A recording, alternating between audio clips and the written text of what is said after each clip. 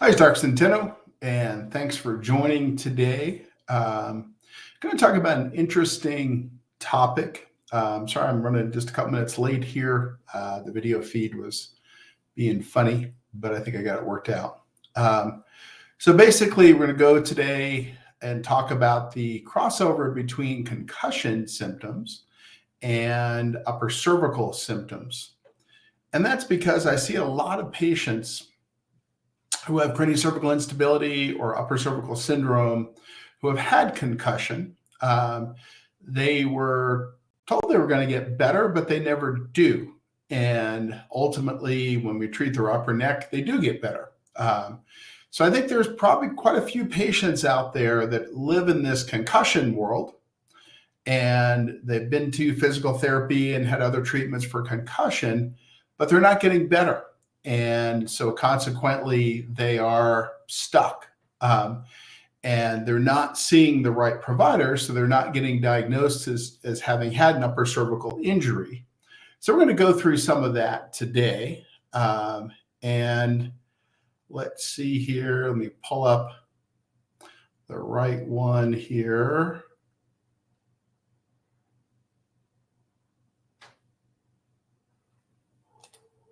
Okay, so let me go ahead and share my screen. So if you're just joining us, we're talking today about the crossover between concussion symptoms and upper cervical symptoms. And I'll share that whole screen. That worked. And now we're going to open the right presentation here.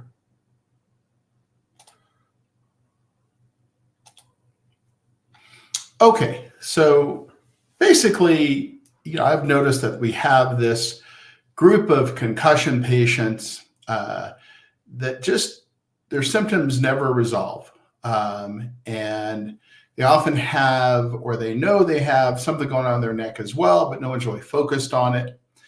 And I know this because I see a lot of craniocervical instability patients who have been diagnosed with concussion, and those symptoms have never gone away.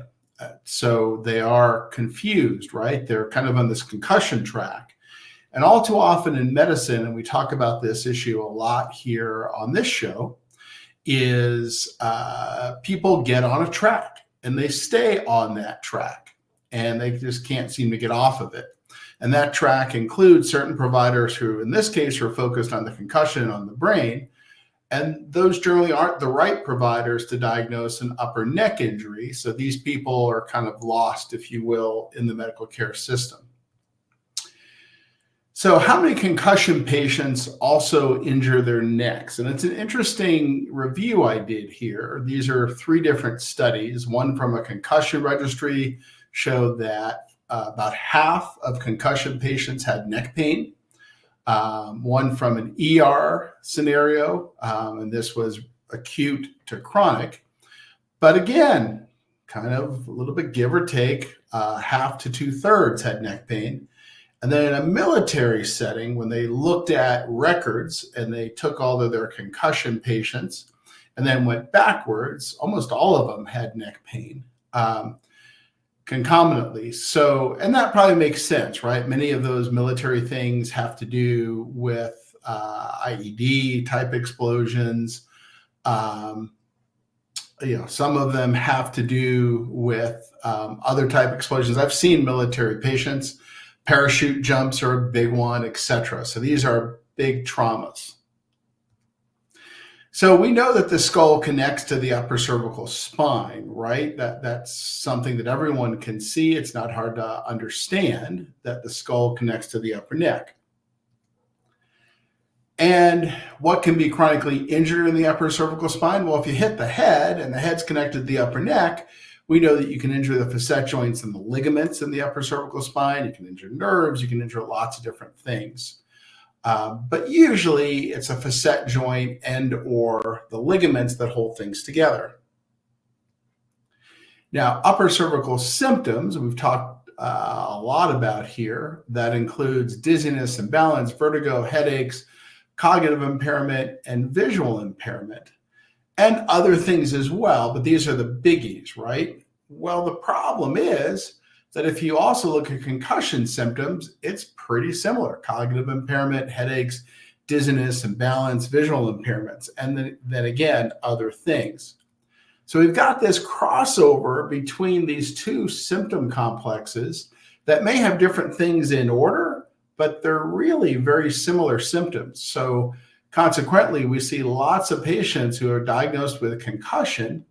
The concussion kind of goes away, but then they still have these concussion symptoms, which are really upper cervical symptoms. So they injured their upper neck. And again, going down this concussion pathway, oftentimes you don't see providers who really know a lot about the neck. So that seems to be invisible in their diagnosis, and they never really get diagnosed. And again, this is why I see a good amount, 10 to 20% of my craniocervical instability patients have been diagnosed with concussion, but their symptoms never resolved. Their symptoms improve when you treat their upper neck, not rocket science. So if you've had a concussion and you still have symptoms, what can you do? Get your upper neck checked. That's an obvious one. And realize that the fact that your routine neck MRI was read as normal regrettably doesn't mean all that much. So that's important to understand, because the neck is sort of dismissed because the MRI is normal, but that doesn't get to things like instability. It doesn't get to things like facet injury, etc. So the two upper cervical diagnoses to consider if you're in this world is upper neck facet joint injury and craniocervical instability. The top conservative treatments to consider would be upper cervical chiropractic or highly specific manual PT that knows a lot about the upper cervical spine. That's harder to find in my experience.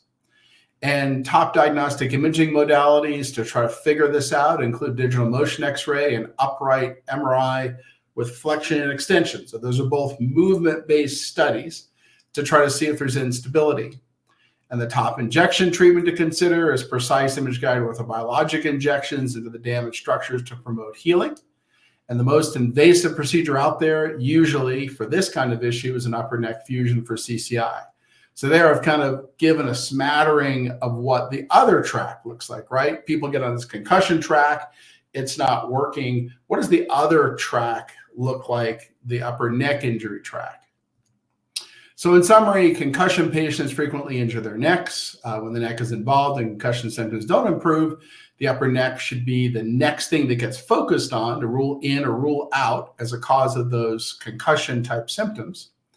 And this is because cervical symptoms from the upper neck mimic many concussion symptoms. And treatment for this is readily available and can usually produce good, quick results. So I'm going to stop sharing now and I'll get to some questions. That was a relatively short one, but I think an important one for many patients, because again, they get down this concussion track, and once they're down the concussion track, their neck kind of gets ignored.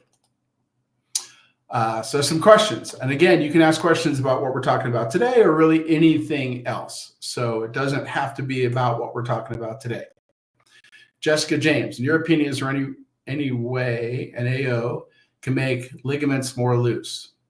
No, not a properly trained AO. I don't think that that's something that happens. Now, that's very different, however, from an upper cervical chiropractor who isn't AO or NUCA, or even just a regular old chiropractor where they're using a long lever, turn your head or neck kind of manipulation. We have seen that make people worse, but not AO or NUCA in my experience.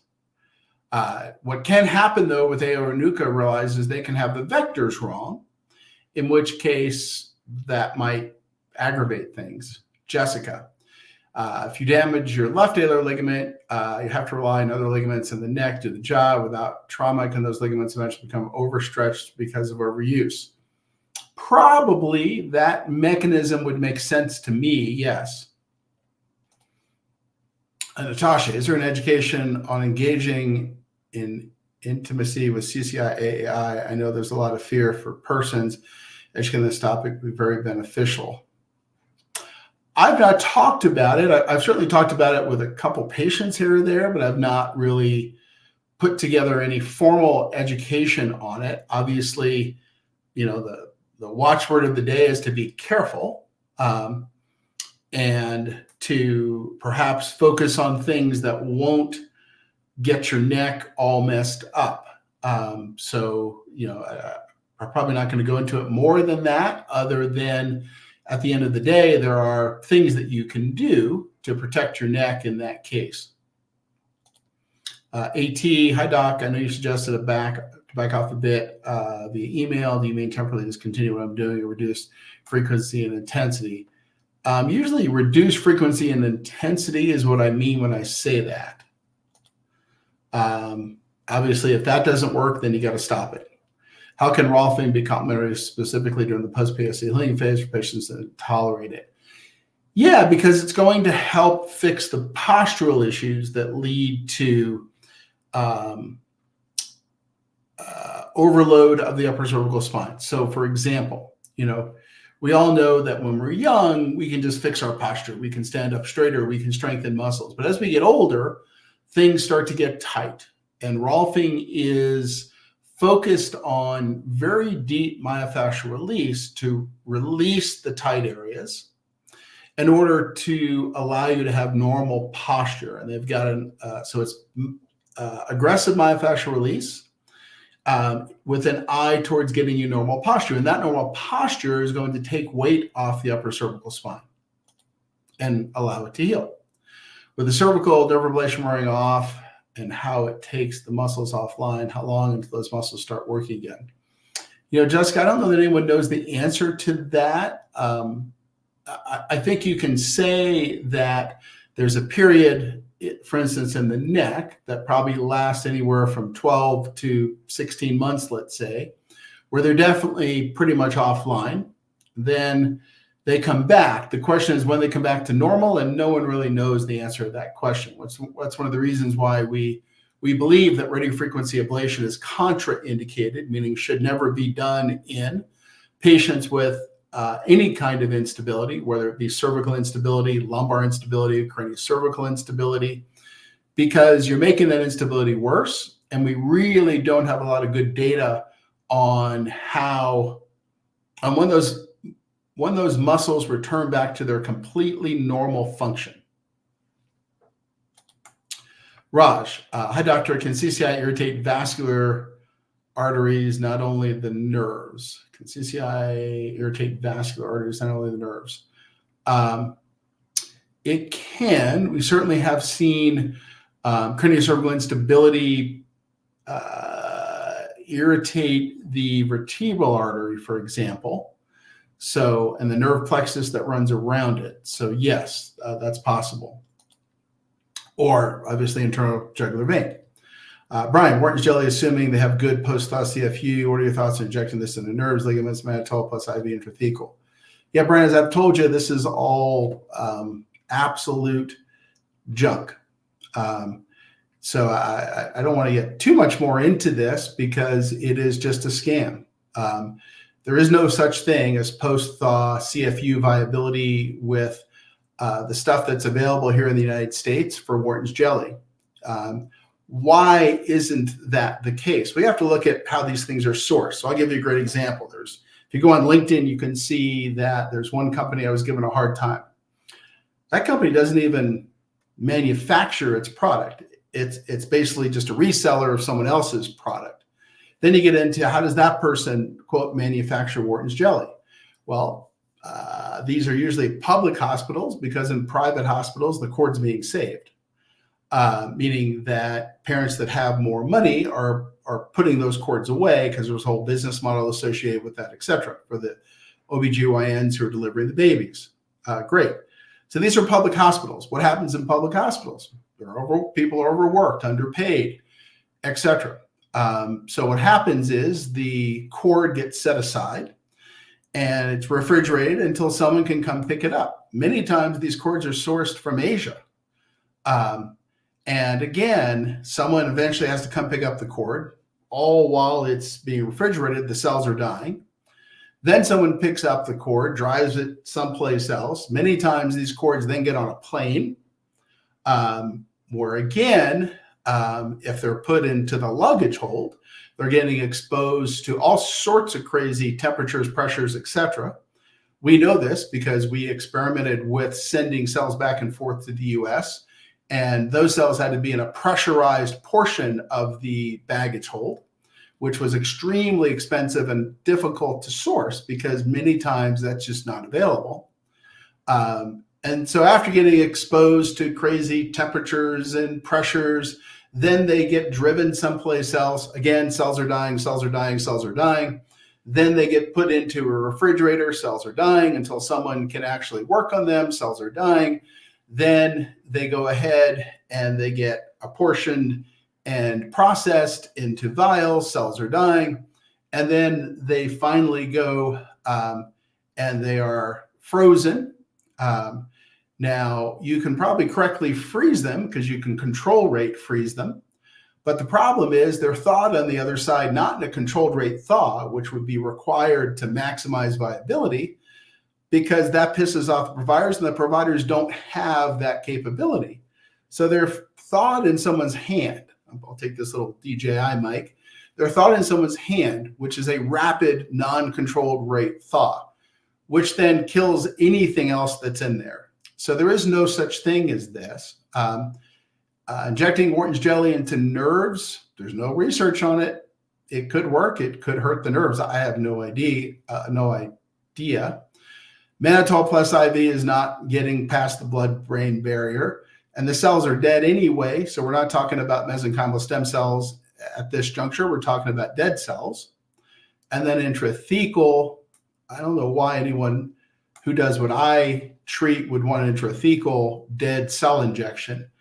And then you have to realize that in every single FDA warning letter for the last 3 or 4 years, 8 out of 8 have found potential contamination and bacterial contamination. So if that happens to get injected intrathecal, you're on your deathbed in the ICU. So again, Brian, this is just, I would run away from any provider offering this because that's not a serious provider here in the United States. That's clearly the mark of someone who has no idea what it is they're doing and doesn't know what they don't know.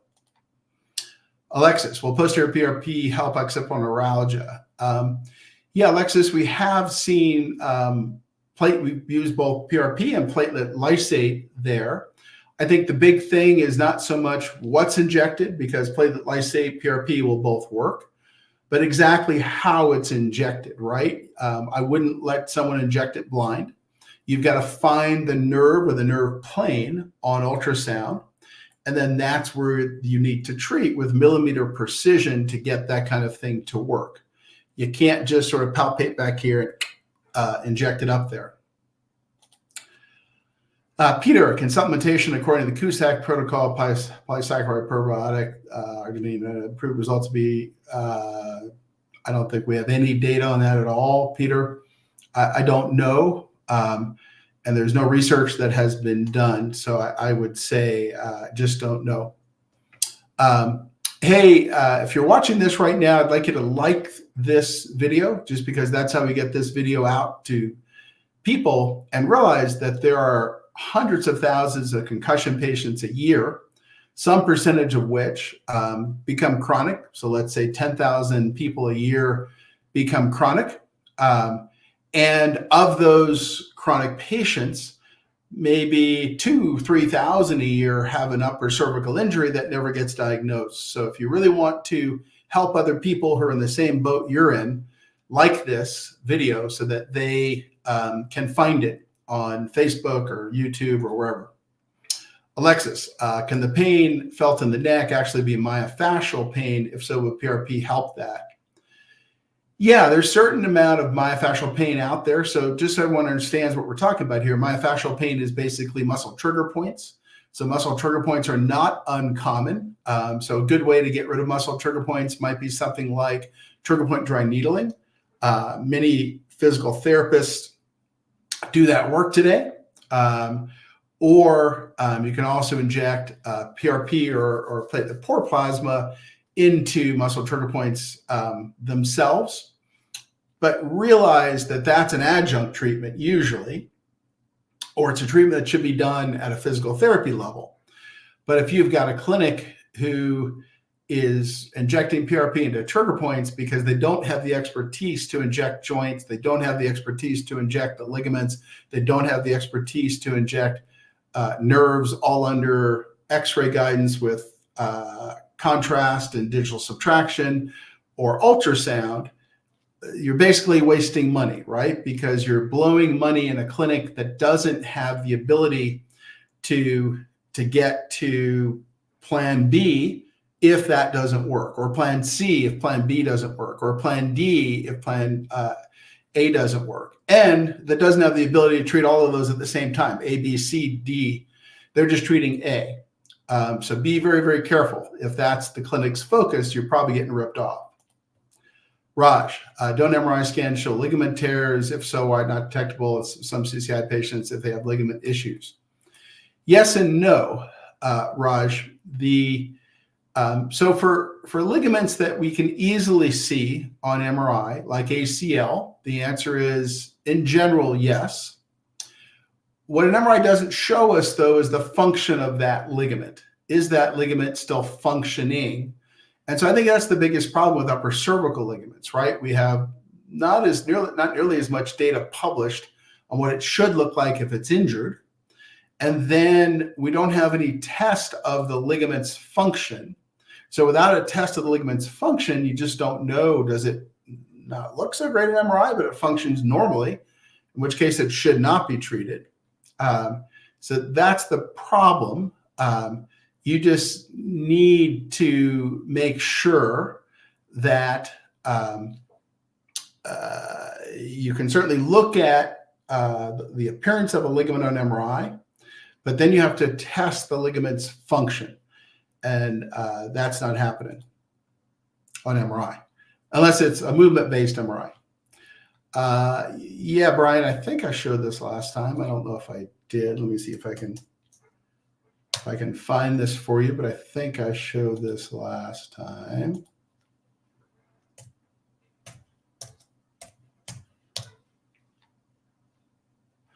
So the question you should be asking yourself is the following. So again, the scammers that are selling, quote, umbilical cord Wharton's jelly claim that somehow these have a lot of stem cells, right? And I will show you the money shot here once I get it up. So this is the money shot, boys and girls. So Brian, I'm probably going to stop answering questions about this just because I think I've done this now about a half dozen times.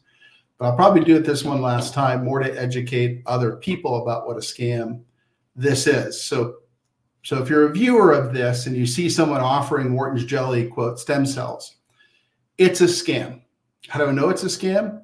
We did this original research, got it published in the world's most prestigious orthopedic journal, the American Journal of Sports Medicine. I'm going to show you why it's a scam.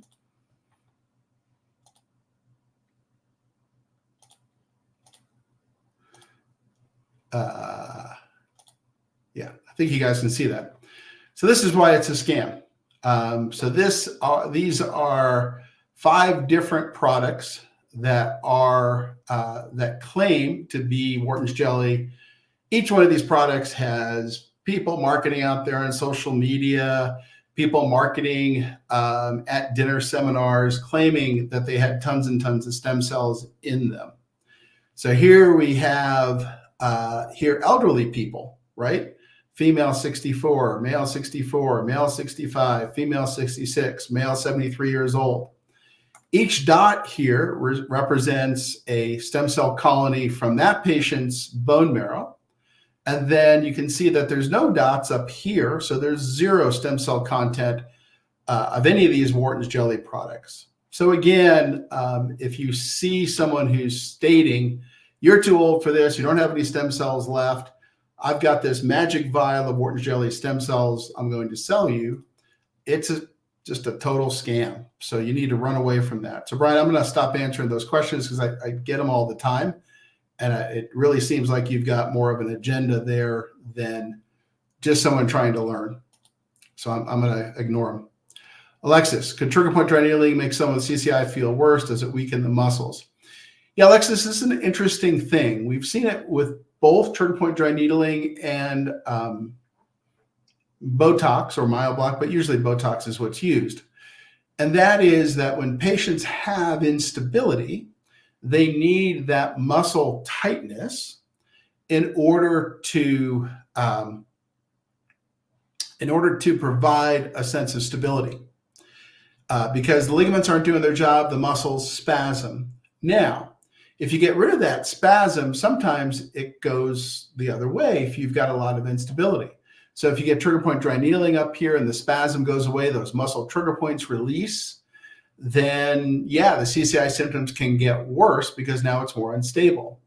Or you can also see the same thing with Botox, right? Botox relaxes the muscle and you get the same kind of effect. Alexis, is there any connection between SI joint issues and the neck? Yeah, Alexis, I think the way I like to describe that is the SI joint is the foundation of the house, and the neck is the roof of the house, right? If you've got cracks in the foundation, your foundation shifts, you probably know that eventually you're going to get cracks in the roof and have other problems, or the ceiling. The crack will propagate up a wall, it'll go into the ceiling, and you'll have big issues that need major structural repair. Same thing with the SI joint, right? If you've got SI joint instability and you've also got a neck problem, your neck is not going to like that SI joint instability because there's a problem with the foundation of the house. So that's why we'll frequently treat SI joints when they're unstable in our CCI patients, assuming they can tolerate it. Regenetics submitted advance by Stefan. I'm wondering if you inject the ALL at 4.5 and 5.6 if the patient is symptomatic and extension. Yeah, so Stefan, that's a great question, and one that usually comes down to symptoms, right? If I believe it's symptomatic and we've treated that level less or more conservatively and it didn't really help, then we will go and treat the ALL at 4.5 and 5.6. What I try not to do there is to expose the patient to more risk than is required to get them better. So if we can get someone completely better without treating that, then that's my druthers, because that exposes them to less risk rather than more. Now listen, if I were solely interested in maximizing income, I'd be treating all the 4.5s, 5.6s I saw, adding that to the bill. I don't roll that way. My focus is expose the patient to the least amount of invasiveness possible to get the desired result. And for some patients, it would be treating that 4.5 and 5.6. For other patients, it's not really the big issue that's causing symptoms. Regenetics, but advance while doing posterior injections, if the patient is asleep, how do you protect against hitting a nerve? Yeah, that's why we use imaging guidance, right? So for example, when we're doing posterior injections with the patient asleep, there are specific metrics that we have to hit, landmarks that we have to abide by on, for instance, the serum fluoroscopy. And then we have to have the spread pattern look a certain way to make sure that we're not near a nerve, if that's what we're trying to avoid. Or if we're doing ultrasound guidance, similar things, but done a little differently. But that's why we do that kind of stuff, right? That's why we spend all that time with all that imaging. To give you an example, in our room 1 and now our room 4, we have 2 C-arms in each room so that we can use 2 at the same time for a PICL procedure. We have an endoscope in there so that we can see the back of the throat for a PICL procedure. We've got a $70,000 ultrasound machine. So if you add all that up, that's, I don't know, $300,000 worth of equipment just to make sure that we're going in the right places at all times and staying away from the wrong places. Natasha, trying to engage in cardio, decade post-concussion recently, diagnosed CCI-AI with daily neurobalance and SS, started to walk with walker and poles. Anything else safe to try? No treadmills for me, hurts.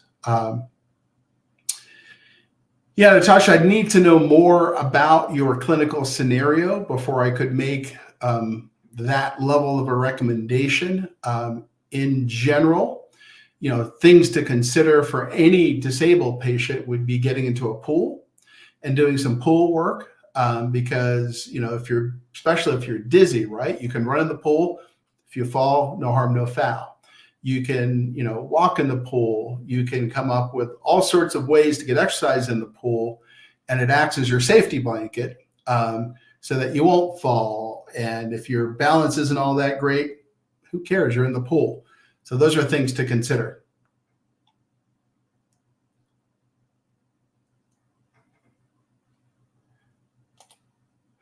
Brian, how much does levator scalenes affect C1C2 overhang? Can injury there cause overhangs? No, that doesn't make any sense. Overhangs would be controlled by the alar ligaments, so you wouldn't see overhangs if those muscles were out. AT, this presentation today is my case. What makes it so frustrating is that so many concussion docs have no idea, never heard of CCI, and patients have to learn and advocate for themselves. Yeah, T, I agree with you. And that's why I did this presentation today. I know that it may not be all that interesting to most of my CCI patients because they've been there, done that maybe, or they're well past that point. But the reason why I wanted everyone to try to like this video today was because that's how we get the algorithms to get this out to all of those patients out there who are struggling. And they don't know why they're struggling, right? They saw a concussion neurologist and they saw the concussion PT clinic locally, and maybe they've had some concussion testing done and they've had a VNG and some this and that. But at the end of the day, they're on this, as you just have brought up so elegantly, they're on the wrong track. And so they're never going to get on the right track of finding someone who can actually get to the diagnosis of what's still causing their problems. And it must be I know it's incredibly frustrating. I see it on my patients' faces, and obviously you know it firsthand of what it's like being on the wrong medical track. And regrettably, in modern medicine, we have these tracks, right? You can get on the migraine headache track and never know that the headaches are coming from your neck. You can get on the concussion track and never know that your concussion symptoms are coming from your CCI. So thanks for bringing that up, for sure.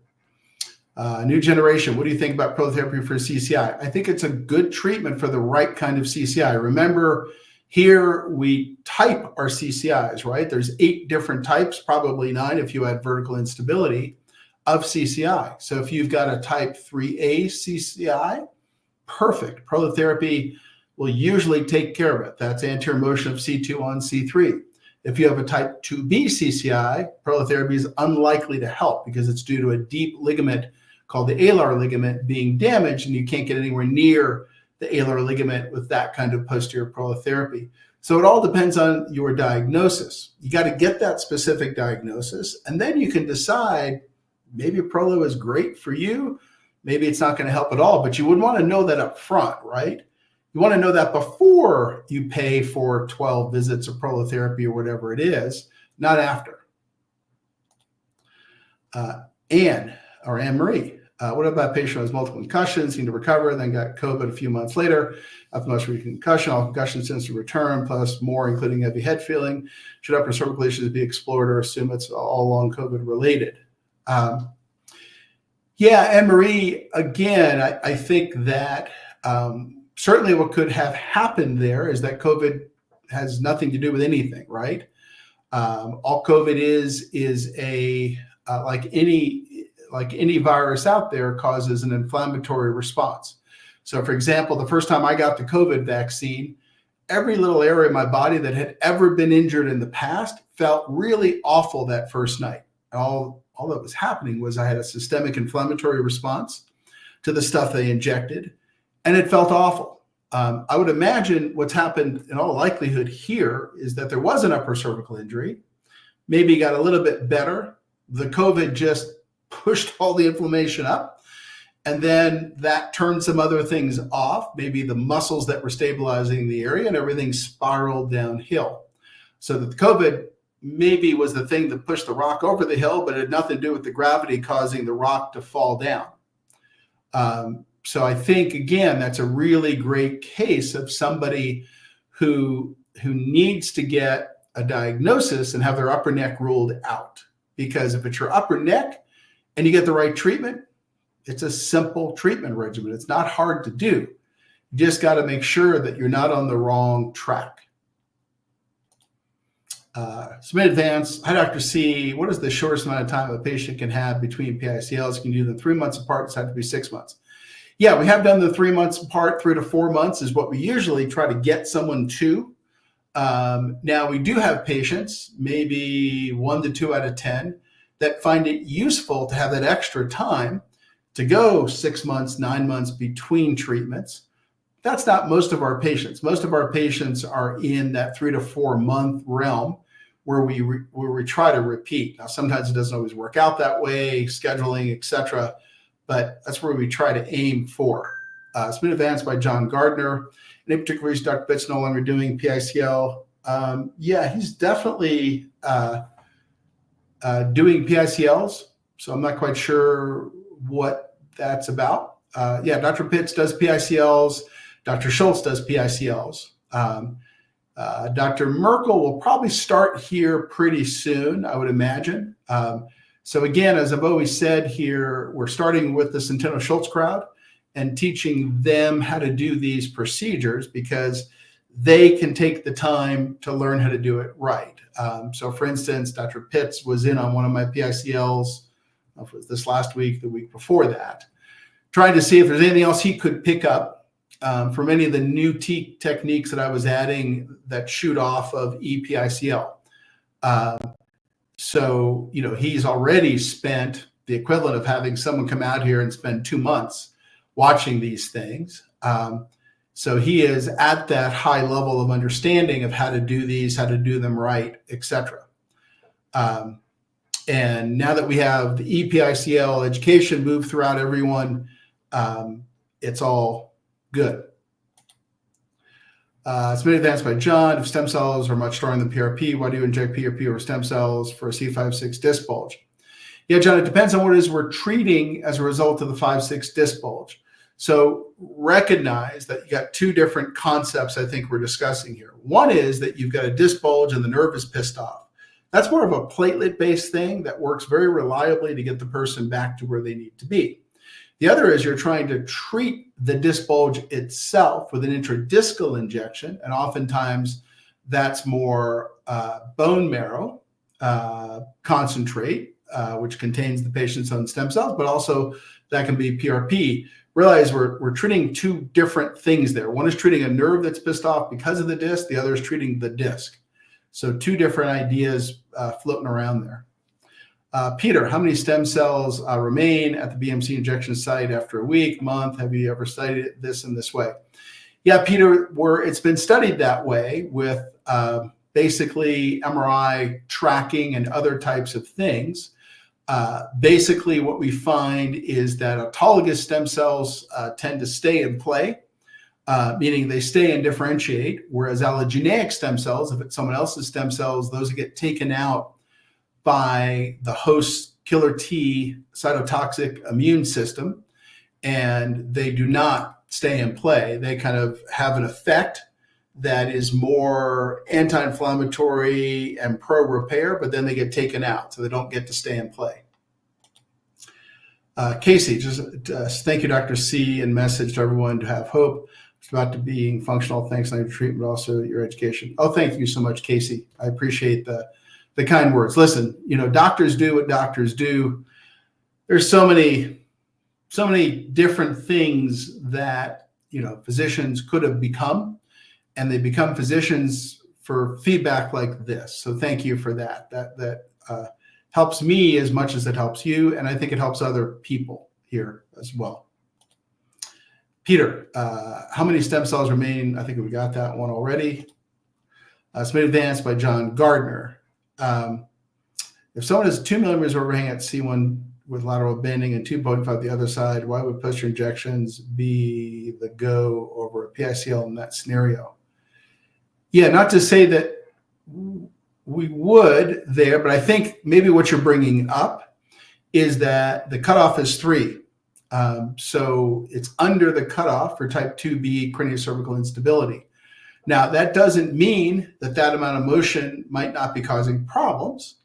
It just means that exposing the patient to a PICL procedure may not be the best move. The best move may be to treat it posteriorly and see if you can get that person to resolve. And then if that doesn't work, you can always move to a PICL. So again, always expose the patient to the least invasive thing that's the most likely to work. And the thing that's most likely to work without an actual CCI diagnosis, which would be what you're describing, is a posterior procedure. Love. Is CCI a possible cause of severe ice pick pain in the shoulder blade and neck every time I try to do anything with my arms post-accident longer than 5 minutes, where they're trying to wash hair, put laundry away, etc.? It could be, but there are other things in the neck that can cause that. So some things to think about would be the lower cervical spine, disc bulges there, pressing on nerves. Also, the lower cervical facet joints both refer pain into that upper back area. Now, do we have CCI patients that have both lower cervical and upper cervical issues? We do. So it's possible that you have both. It's possible that you just have a lower cervical issue. And it's possible that there are other components of CCI, like overpulling on levator scapula, for example, that could also be causing it. So the answer is it could be, but I think you would look at other things first and try to see if the MRI points you in that direction, or if the symptoms in MRI and other imaging continue pointing in the direction of the upper neck. Natasha, safe or not safe to take Flexeril, cyclobenzaprine after dental cleaning because neck gets super scary tight at plan for recovery days post-dental? Yeah, I don't think there's anything intrinsically wrong about taking a muscle relaxer when you have CCI. Just realize that some of our CCI patients find that when they take muscle relaxers, it makes them too loose, and then their CCI symptoms go up, and then they stop taking it and they come back down. So just be careful there, realizing that sometimes you need that spasm for stability. Raj, doctor, is there anything someone can wear and would advise that can relieve their CCI symptoms until they get treated? Yeah, I think some of the things to consider, Raj, are using a cervical collar sparingly. So that's a good one. And what I mean sparingly is only when you're in situations that you know are going to aggravate things.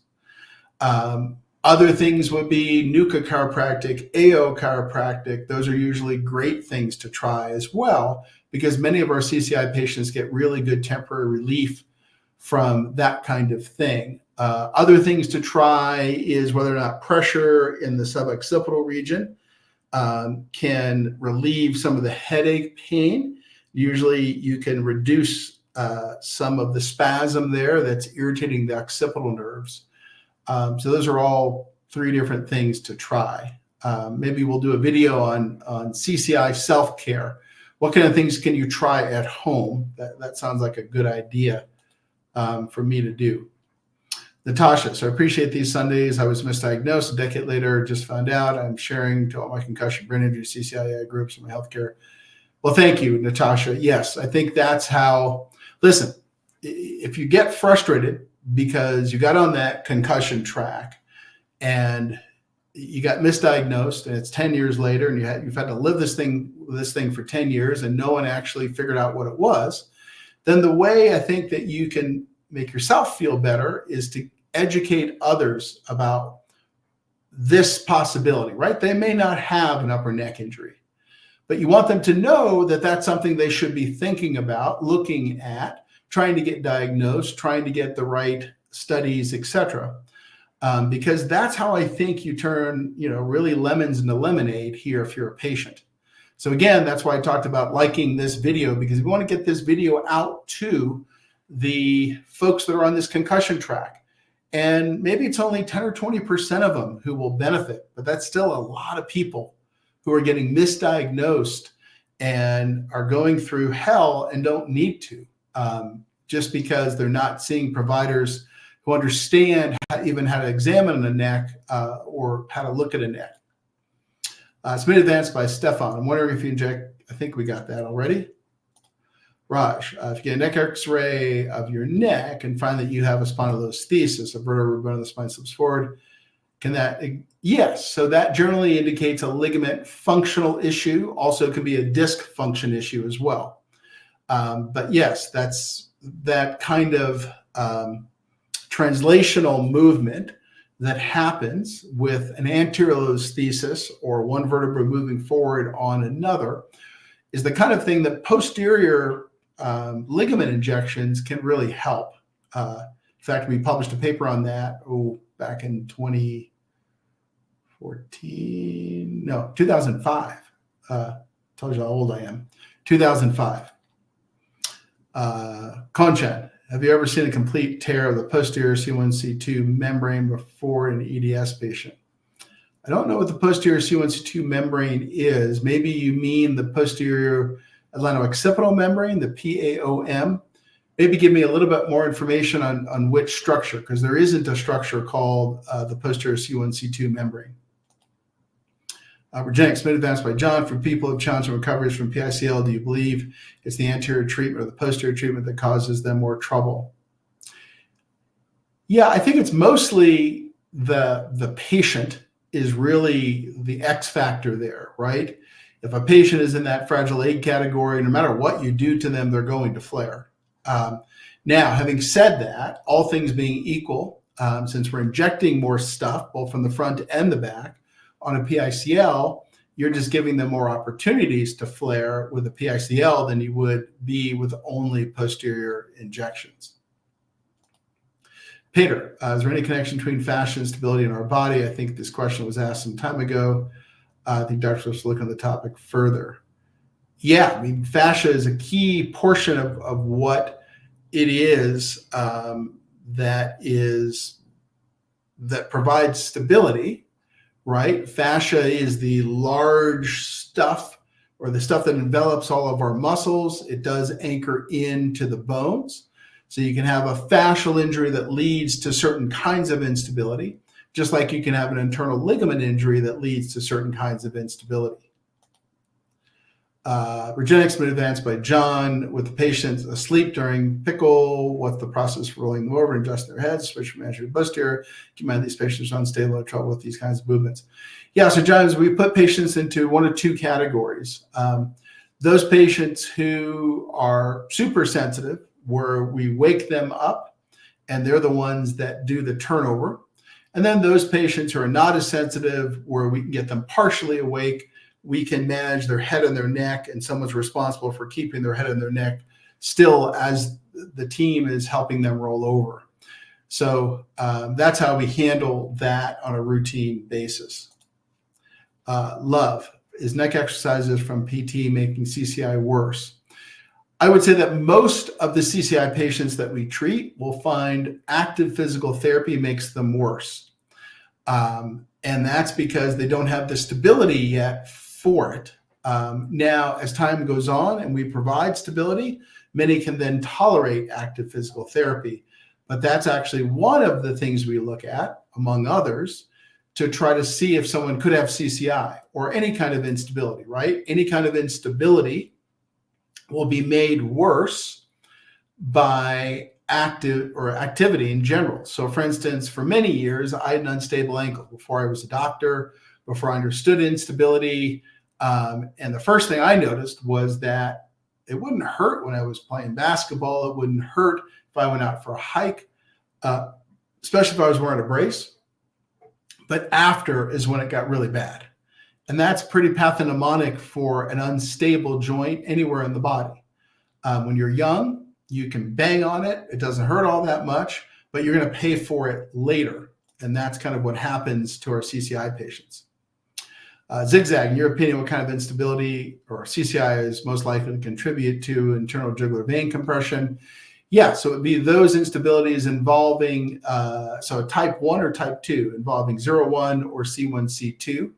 All of those different types can potentially cause that kind of issue. I think we tend to see it the most with type 2B when there's C1, C2 instability, or in type 1C where you've got the skull sliding relative to the atlas. Anne Marie, does CCI run in the family? I've long COVID and have since been diagnosed by CCI by two of the top neurosurgeons. My son, the one with the concussion history I mentioned above, also has long COVID and less severe upper cervical issues than me, but signs of problems. How likely is that two of them in the same family, relatively rare condition? You know, Anne Marie, something I would probably have you consider is whether or not you may both have hypermobility. That would be a common thing that we see that does run in families. If you're hypermobile EDS, CCI, you're much higher risk for getting CCI. So those are the kind of things to think about there, or that's an obvious one to look at or rule out. And Brian, I'm just ignoring the WJ stuff because again, it's getting to the point where we're just playing games with it and not really educating people. Cone check. When flexing my head forward on X-ray, my atlas is touching my skull and also dropped on the anterior side. Had X-ray where I'm wearing my collar and the atlas is still touching my skull in neutral. So I think what you're saying, and correct me if I'm wrong, is that the Bayesian, meaning the front part of the big hole in the bottom of the skull that we call the Bayesian, is touching. It probably would be touching your dens, not your atlas, and therefore your BDI, Bayesian dens index, is very low or zero. Tell me if that's what it is you're discussing there, because what you're saying doesn't necessarily track. While it's possible, it doesn't track with what most people would have. Jessica, how long until posterior PRP takes full effect? Yeah, Jessica, I would say that for posterior PRP, you're looking at 4 to 8 weeks is a good time frame for that type of treatment. It's been advanced, but PICL will have a side effect benefit on someone who also has had concussions in the past. Yeah, if the concussions produced upper cervical injury, then yes, which is, I think, what we're trying to get at here, right? Is that this concussion track and the upper cervical injury track have people that have both. Christy, my doc at home asked, do you do additional scans? Was the patient arrives for the exam? You just use submitted DMX and x-rays. You offer the upright MRI, position DMX, post DMX, need to know. You offer the upright MRI, position DMX, post DMX. So Christina, I'm not sure what you're saying there. If someone's had a DMX within the last year or two, and there really hasn't been any substantive change in their condition, meaning they haven't gotten much worse or much better, then we'll use that DMX as the baseline. Now, if someone had a DMX 5 years ago, we'll probably try to get a new DMX as the baseline. Hopefully that answers your question. New generation, what's the best regeneration injection do you suggest for CCI? Yeah, we use usually bone marrow concentrate when we're treating craniocervical instability of most types. Now, if we have a 3A where it's just C2 going forward on C3 inflection, then you can just use a platelet-based prolotherapy type thing. Sure, Christy. Love, if I can't get to you, your location, what specialist doctor diagnosis CCI in 32 months post-motor vehicle collision? Yeah, Love, that's going to be a hard one to do. There might be a few doctors that I can recommend around the country who I think at least get to a diagnosis or maybe point you in the right direction there, but they're going to be few and far between. So you may just want to drop me a line directly there, and I can kind of see where you are there. I will put the email that goes to my desk here. I know most of my patients and people that watch this have it. I just put that into the comments, so you can send me a direct email that goes to my desk, and I'll see if there's a match between someone I know in your area who I think could assist you. They won't be able to do a PICL procedure. They may not be able to do sophisticated upper cervical treatment, but at least they understand what this is and maybe can help you point in the right direction. Raj, hi doctor, if you fuse all the bones of your neck completely together, would it eliminate CCI? Just a thought experiment. You could, but you'd be a really messed up unit.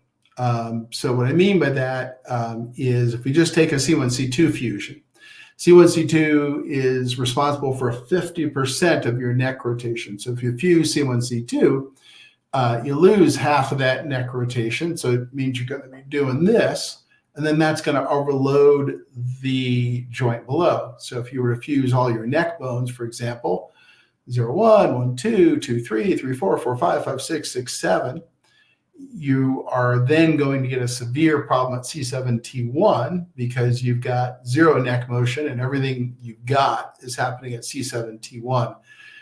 So listen, there are times that people need fusions. There's no other way around it. Having said that, it's never an elegant solution because you're always overloading something when you're doing this. New generation, how long does prolotherapy take for the initial phase of inflammation to resolve? The initial phase of inflammation is only usually a couple of weeks, and then we move on to the second phase, which is going to be laying down new tissue. So inflammation is very much about bringing the right players into the space. Then we start laying down new tissue in the second phase, and then remodeling that tissue in the third phase. My wife saw you for PSC pickle 2 weeks ago. She's asking if it's common for you to treat and stop holding afterwards. Thank you for everything. I think one of the things that you'll need to do is to talk to your AO provider about adjusting vectors. That is probably the biggest thing we've seen after a PICL treatment is the vectors were X, and during the acute inflammatory phase, which is going to be the first 1 or 2 weeks, those are going to change. And then things will calm down, either going back to the original vectors or ending up in some other vector. So I'd probably not mess with it right now. I'd probably just let it run its course, get out of the acute inflammatory phase, and then maybe around 2 months or so, 2 to 3 months, have them recheck the vectors to make sure that that's all the same. AT, are those specific exercises that you see work well for patients that have graduated from laser exercise, or are there specific exercises? Yeah, usually AT, that's when we're recommending an IPA physical therapist for someone who can take them to the next step once they graduate from those exercises. Sure. Okay, guys, so we are coming up on the full hour here. I know I started a couple minutes late. Any other last minute questions I can get to? Again, what we talked about today was this idea of being on the wrong track if you're a concussion patient, right? We see this where we have patients who have had concussions who get on the wrong track. They're not seeing the right providers. They have an upper cervical injury that never gets diagnosed. And how do those people kind of back up and get on the right track to get a diagnosis and get treated? So, again, do me a favor, like this video, because that's how we get this out to more people out there. And if you are in that same boat and you've had a concussion and you're not sure, or maybe you finally got to the right diagnosis, how you help others is by liking this, so this gets out there to those people, or sharing it on some of those groups where you are, also maybe you're in a concussion group and you're in a CCI group, or in a concussion group and a neck injury group. Get this out there to those concussion groups so that they can understand that they could be on the wrong track. Maybe they're not. Maybe they're on the right track. But if they're on the wrong track, you want them to know that and at least start exploring that. Can I do prolotherapy without cervical adjustment? Yeah, I would say most people do prolotherapy who aren't getting adjusted.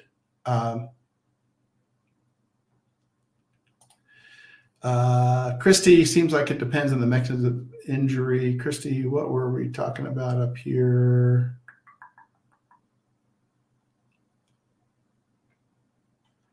Yeah, not so much the mechanism of injury, but it more depends on how old the imaging is and what kind of CCI we're trying to find. DMX is good, for instance, for finding a type 2A and 2B.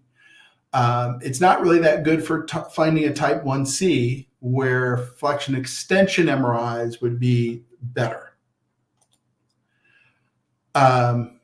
Raj, thanks, doctor, for everything. It would be great if you can come to London and do talks and meet and greets. It would be amazing. You know, Raj, I'm in London now at least twice a year because I go to see my niece in Cambridge. So I do come through London twice a year. I don't know what kind of talk would be there, but if you can set something up, maybe that works out. I don't know. But again, we go through London twice a year to see my niece who's in Cambridge. Peter, maybe one free PICL for the most active viewer for the most shares. There you go, Peter. You know, it's interesting. While doing something like that would be kind of make me personally feel good, I also want to make sure that I don't cross the line like I think a lot of clinics do, right? I'm pretty sure that clinics are constantly comping free care to people who are promoting them online, and they cross that line, and I try not to cross that line. Submit advance for people with challenging recovery from PICL. Do you believe it is the anterior treatment or the posterior treatment that causes more trouble? Yeah, I think we answered that one already. Right? It all really it's really about the patient and their response to all treatment. And then a PICL is anterior and posterior, so it's more treatment, whereas a posterior treatment is just posterior, so it's less. Okay, guys, so I think I just hit the hour there. I want to thank you for taking the time to ask all these great questions. Again, what makes this show different is not only do I talk about a topic, but you guys get to ask questions. And that's how other people learn, right? I mean, if you've been on this thing for a long time and you've asked 50 questions, just think about all the people who learned something from your questions, a lot. So thank you for doing that, because that's how we stimulate discussion. That's how we learn. I will be here next week doing another topic. I did like the self-care topic. I may go try to write myself a note on that one and see if I can get that one done, because I do like the CCI self-care. What can you do at home, and what are some strategies that you might have if you're trying to see if you can help yourself? What can you do? What can you avoid? So I like that one. So maybe we'll do that one next week. But thanks so much. And you all have a great week, and I will see you next week. Thank you.